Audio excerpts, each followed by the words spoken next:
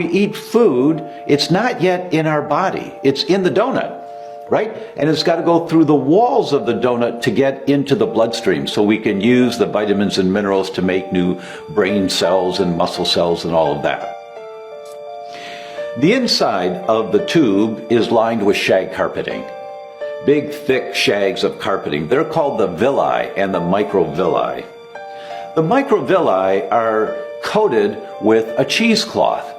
And our grandmothers used to pour gravy into a cheesecloth, and the liquid would come through, and the clumps of flour and stuff that didn't break down would stay on the other side. So the gravy was very smooth to pour on the pot roast and everything. You know, that's cheesecloth. Our shags in the intestines have cheesecloth. That's why your intestines are 20 to 25 feet long. One reason is because some foods break down really quickly. Other foods take a long time to break down. They have to go further down the intestines. Proteins are like a pearl necklace. Hydrochloric acid made in your stomach undoes the clasp of the pearl necklace. Now you have a string of pearls. Our enzymes act as scissors to break off each pearl of the pearl necklace. They're called amino acids. They're really tiny little pearls, and they go right through the cheesecloth into the bloodstream. Bigger clumps of pearls can't get through the cheesecloth.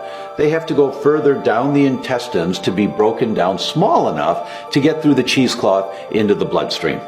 That's how we absorb our vitamins, our minerals, our proteins, our fats, is that they get broken down until they're small enough to go right through the cheesecloth. Okay? What happens when humans eat wheat? Every human that eats wheat, not just the celiacs, but every human that eats wheat gets tears in the cheesecloth every time they're exposed to wheat. But we have an entire new body every 7 years, right?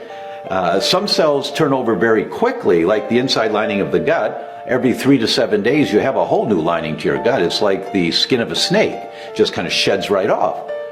And some cells, like your bone cells, are very slow to rebuild. So every 7 years, you have a new body. So you eat wheat, you tear the cheesecloth, but it heals. Fastest growing cells in the body. So you had toast for breakfast, it heals. You have a sandwich for lunch, it heals. Pasta for dinner, it heals. Croutons on your salad, it heals. A cookie, but it heals day after week, after month, after year, after year, after year, until one day you don't heal anymore. Now, when you don't heal, you get tears in the cheesecloth. That's pathogenic intestinal permeability. Now what happens, you've got these pearl necklaces of food being clipped into small pieces, going down the tube of the intestines, down the donut, all the way until they're small enough to go through the cheesecloth. But now some of these larger clumps of food get through the tears in the cheesecloth into the bloodstream. They're not supposed to. They're called macromolecules, big molecules.